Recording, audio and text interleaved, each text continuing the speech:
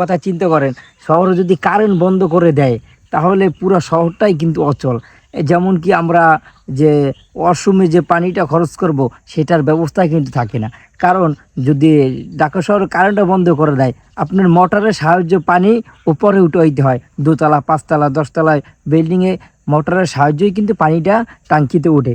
যখন আপনার কারেন্ট থাকবে না তখন কিন্তু আপনি এই পানিটাও উপরে উঠতে পারবেন না, আর ওয়াশরুম করে আপনি পানিও ব্যবহার করতে পারবেন না। তো দেখুন, ঢাকা শহর যদি যদি শুধু কারেন্টটা বন্ধ করে দেন, গ্যাস পানি সব কিছুই আপনি পুরো ঢাকা শহর অচল একটা অবস্থা হয়ে যাবে।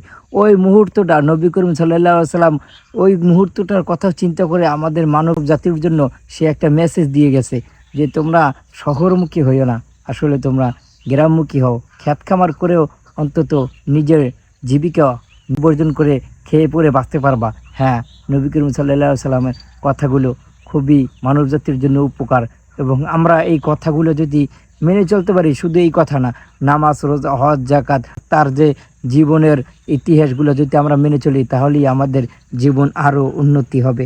হ্যাঁ, নবী করিম সাল্লাল্লাহু আলাইহি সাল্লামের দেখানোর পথে যদি আমরা চলি তাহলে আমাদের জীবনের উন্নতি হবে। হ্যাঁ, ইনশাআল্লাহ নবী করিম সাল্লাল্লাহু আলাইহি সাল্লামের দেখানোর পথে চলার তৌফিক দান করুক, আমিন। আজকে এখানেই ব্লগটি শেষ করলাম। আসলে ব্লগটি কেমন হয়েছে জানি না, এখানে ছাগল চড়াতে এসে ব্লগটি করলাম। তো সবাই ভালো লাগলে লাইক কমেন্ট শেয়ার করবেন। সবাইকে অসংখ্য ধন্যবাদ। আল্লাহ হাফিজ।